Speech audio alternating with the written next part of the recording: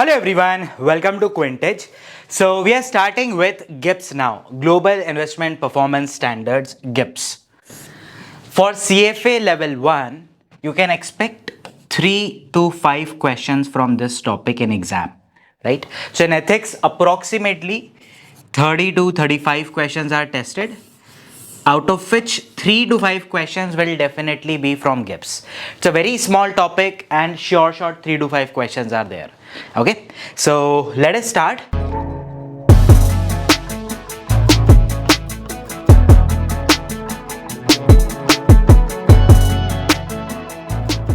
So as usual, what we are going to do is we are going to go through certain questions and I'll be giving you information via those questions. Okay, so first question, why were the GIPS standard created? What was the reason for GIPS standard? Primarily, the first reason was standardizing the performance reporting. Okay, so different asset management companies, investment management firm portray their results. So they can manipulate the computation methodology, etc. They can manipulate it, right? So to avoid that, to make every other investment firm comparable, the GIPS was introduced. Okay, and then other things was to promote ethics, integrity, trust in the investment community, etc. What they do is they aim to address difficulties in comparing accurate performance data across firms and prevent misleading practices such as representative account, survivorship bias, and selective time periods. Now, sir, what is this? Representative account, survivorship bias, and selective time period. Let's discuss this. Misleading practices. 3 misleading practices that investment firm can do. Number 1, representative account. That means, let's say I am managing 10 portfolios, out of which 3 have not performed well, 7 have performed. So what I'll do is I'll pick the top 7 one. I'll remove the 3 from my database. So choosing top performing portfolios to represent overall performance. That is number 1. Number 2, survivorship bias. Excluding poor performance portfolios that were terminated. So let's say in 2021, I started managing portfolio. I was managing 5 portfolio. Out of 5, 3 gave very good results, 2 gave bad results.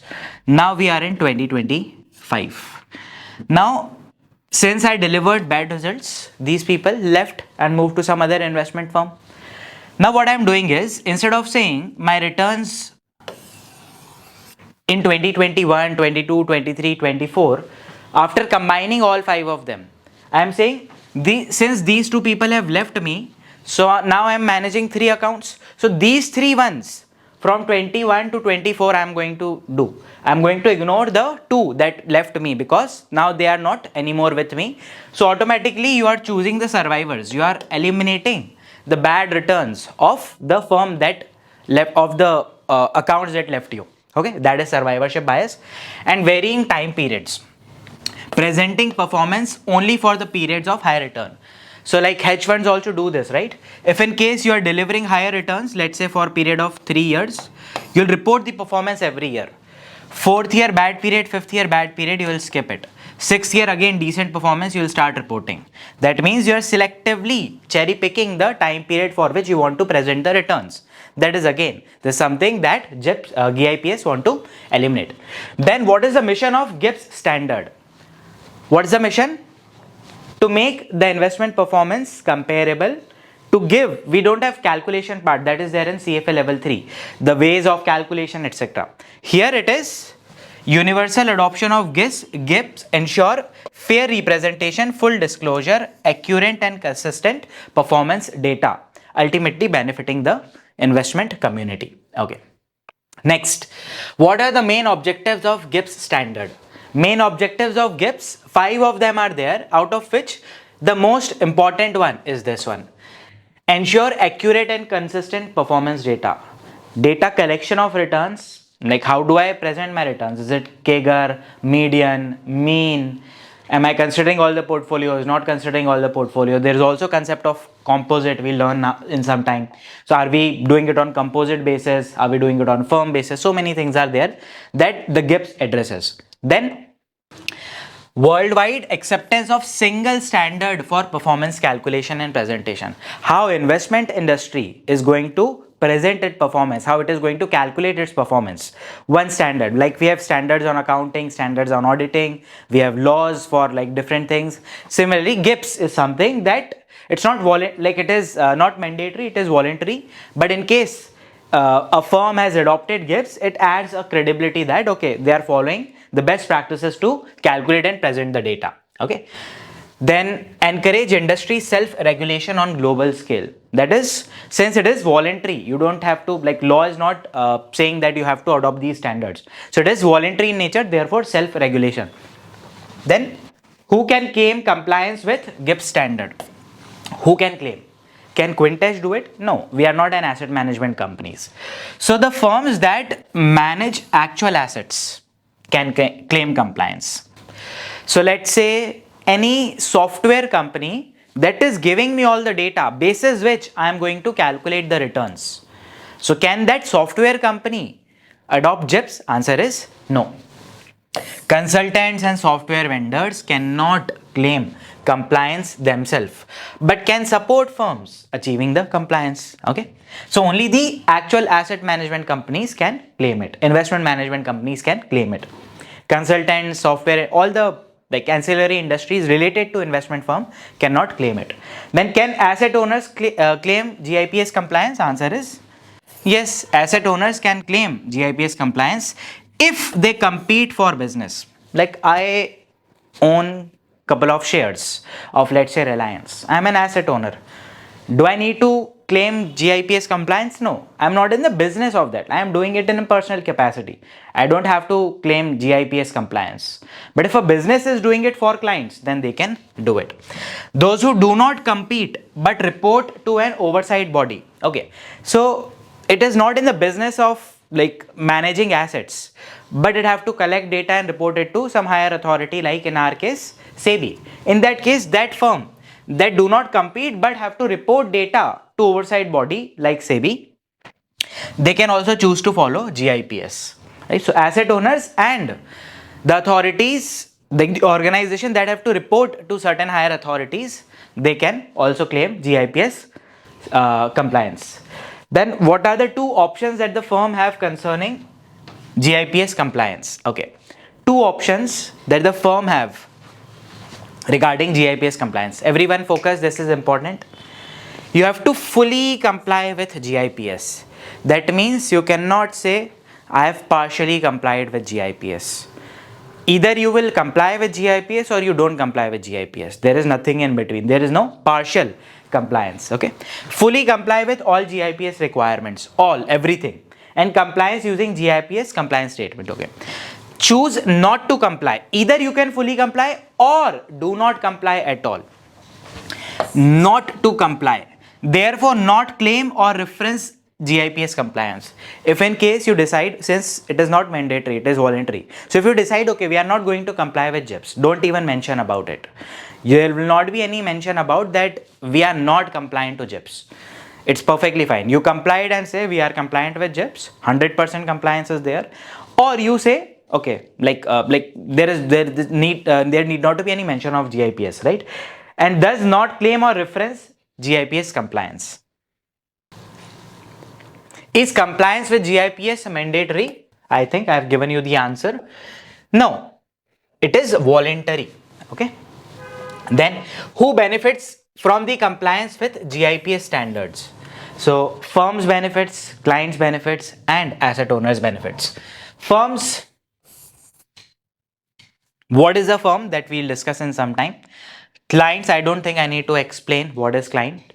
And then asset owners, the investors actually benefits. Okay, this is prospective clients and investors, and then this is asset owners. They can report performance to oversight bodies or more transparently and facilitate evaluation of fund performance. Okay, then what are the key concepts of GIPS standards for firms?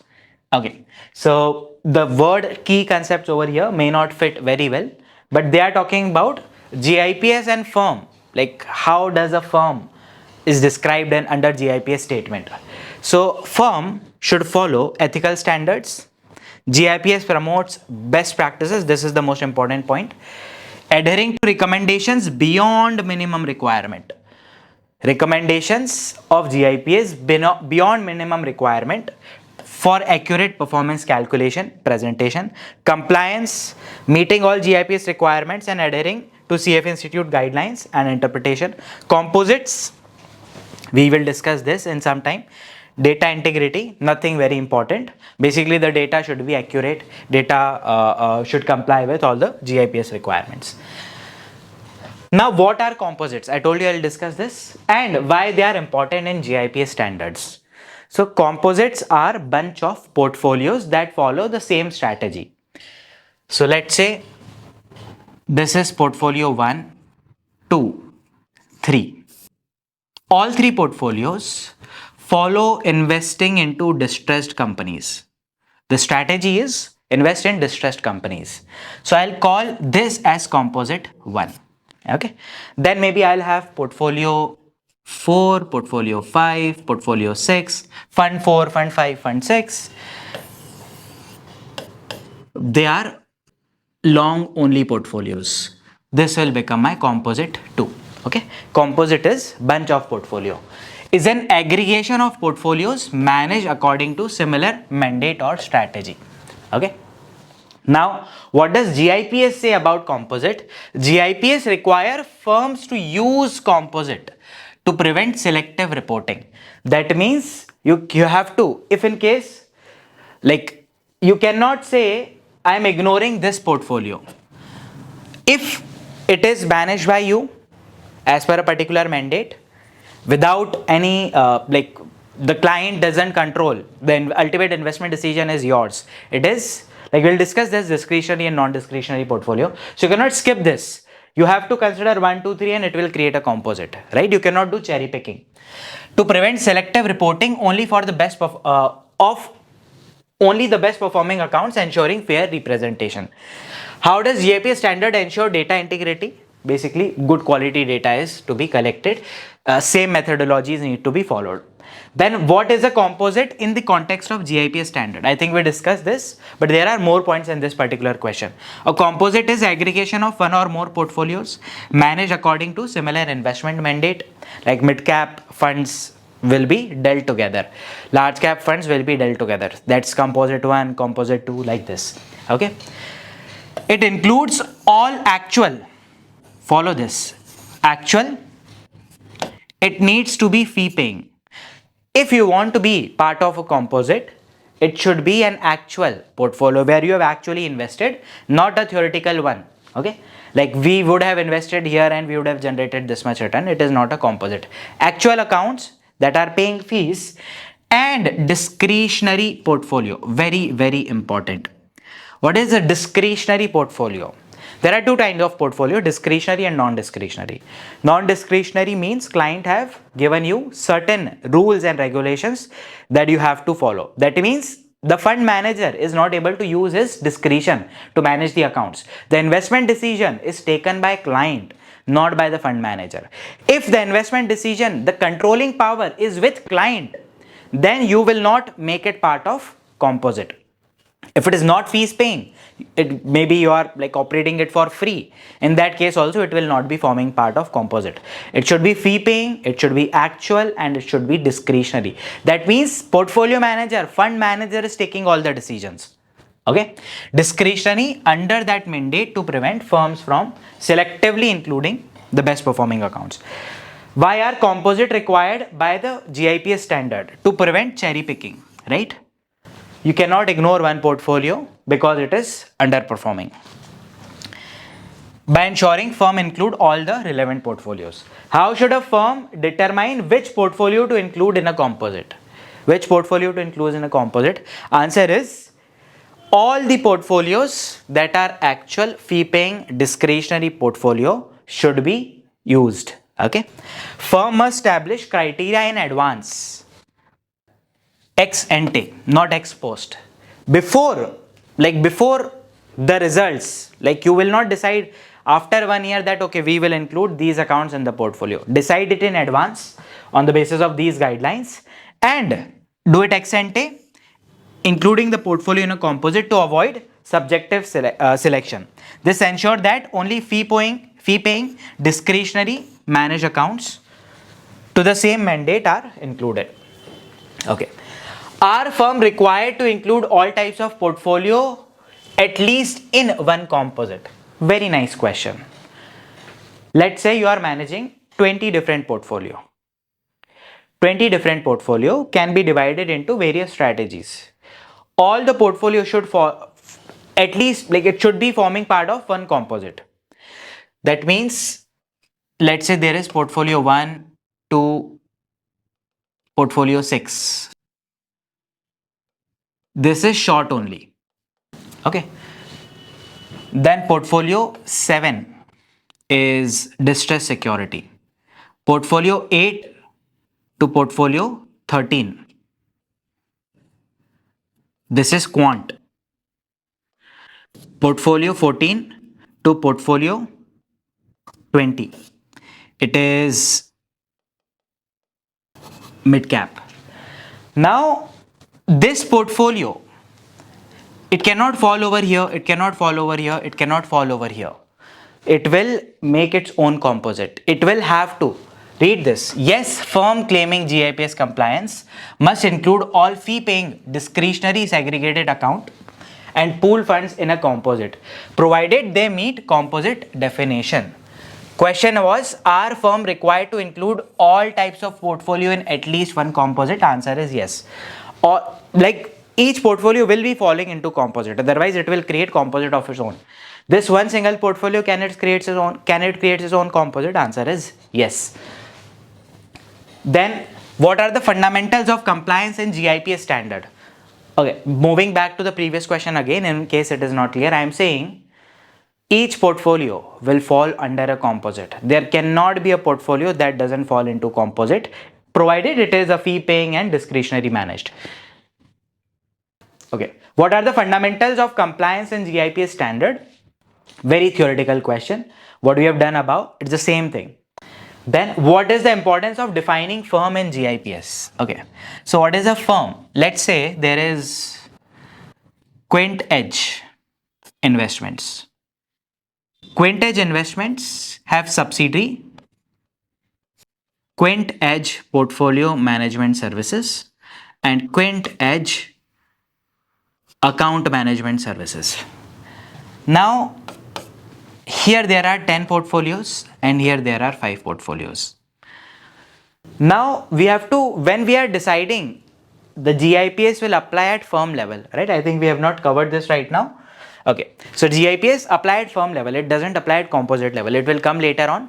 That means for the entire firm, all the composites, the GIPS will apply. It cannot apply partially. Like for some portfolio we are applying, some portfolio we are not applying. Either you apply fully or you don't apply fully. I think this is what we discussed here as well. Right, fully comply with GIPS. You cannot do it on portfolio basis, like some portfolio some composite will do and some portfolio some composite will not do. Okay, so what is the importance of defining firm? So firm firstly is not based on a geographical location, right? That means my Saudi company is not part of my firm and my, let's say, Sri Lankan subsidiary is part of my firm. No, it doesn't depend on the geography, right? You have to clearly establish boundaries for the firm. What is your firm? I can initially say this will not form part of firm. So only those 10 performance, like 10 composites, the GIPS will apply. So you have to define it priorly. Okay.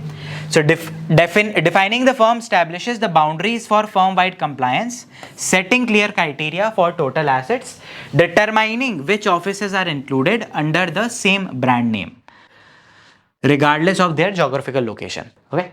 Then what is the definition of discretion? I think we discussed this earlier. Before this question, I told you the decision making, the control of the portfolio, like where to invest, client will not decide, fund manager will decide. That is definition of discretion. Okay. Definition of discretion sets the criteria to decide which portfolio must be included in the composite If client imposed restriction, read this, client imposed restriction prevent full implementation of strategy, the portfolio may be deemed as non-discretionary, and if it is non-discretionary, it will be excluded from the composite. How could a firm that does not adopt GIPS standard misrepresent its performance history?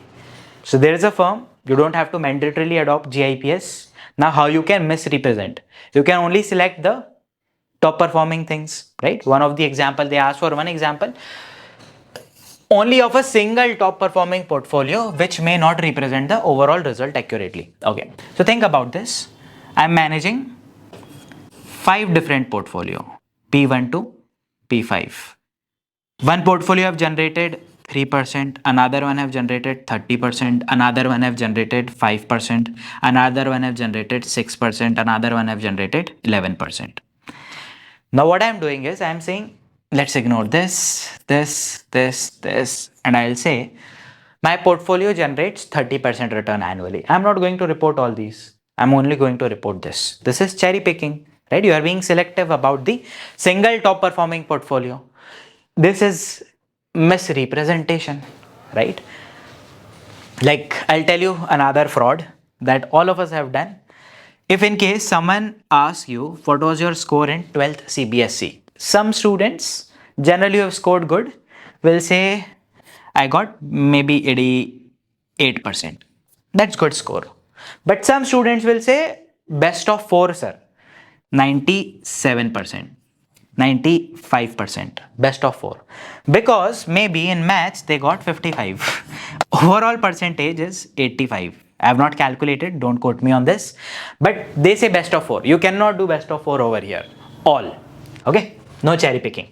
What must each composite of GIPS compliant firm consist of? Okay, each composite should be like all the portfolios in a composite. Bunch of portfolio is known as composite.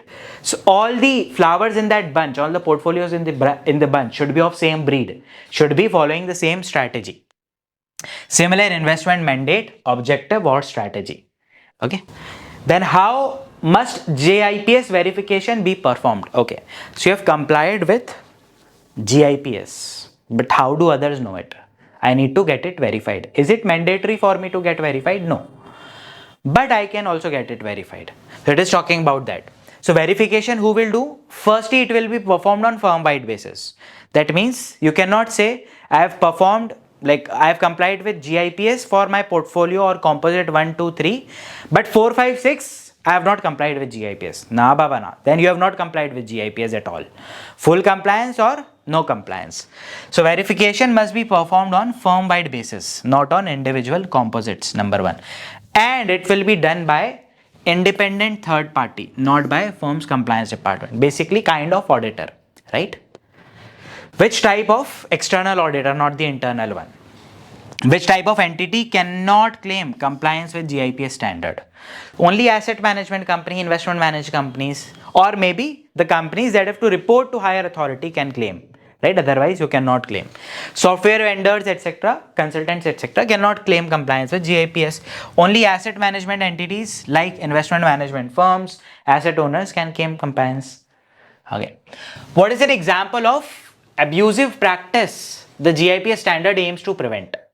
Abusive practice, misrepresentations, right? We learned about this, misleading clients, survivorship, cherry picking the accounts, selective time period.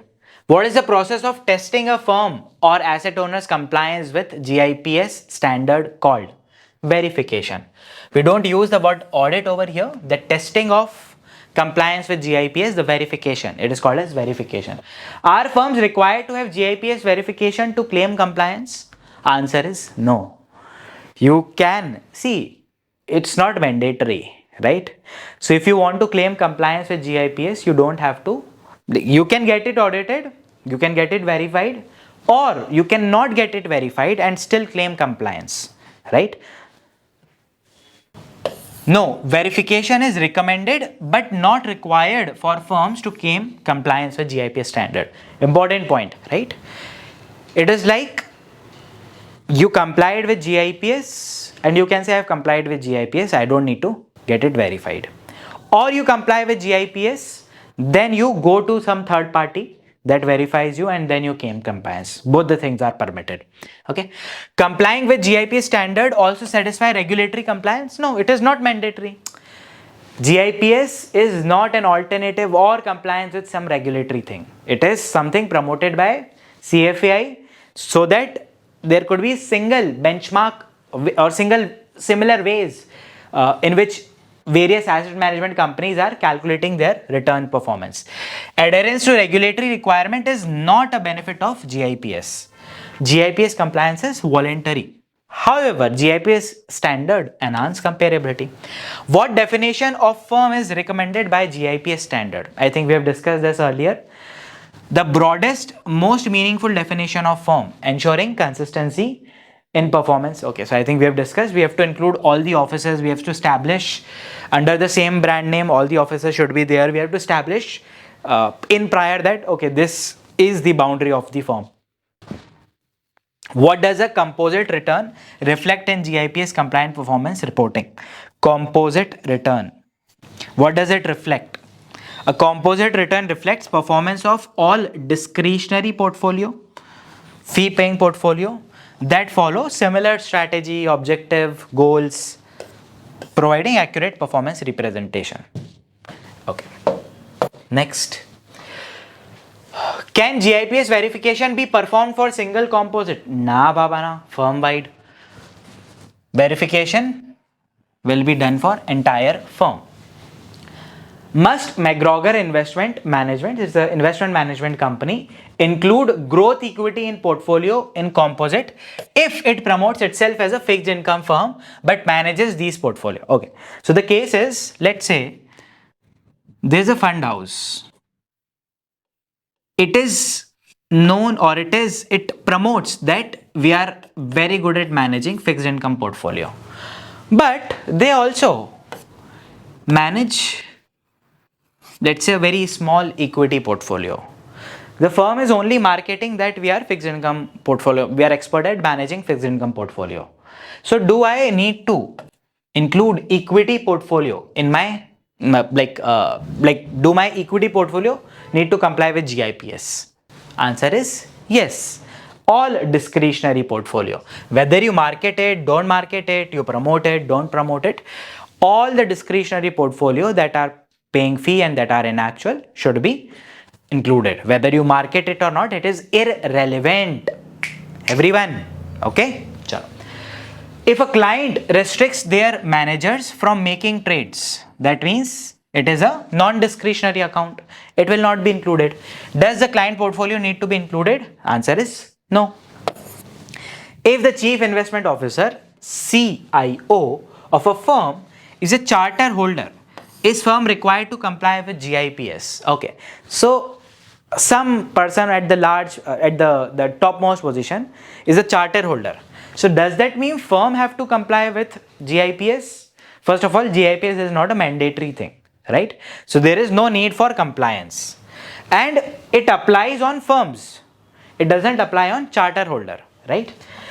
No, GIPS compliance is voluntary for firms and applies to firms, not to individual charter holder.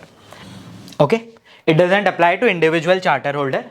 I think we are done with this. 36, it's a repeated question. And with this, we are done with GIPS. All the important points that needs to be covered, I have covered them. Now you simply go and solve some questions on GIPS, and rest assured, 3 on 3 or 5 on 5 will be your score. Okay. With this, we complete GIPS. We'll see you in the next video. Bye-bye.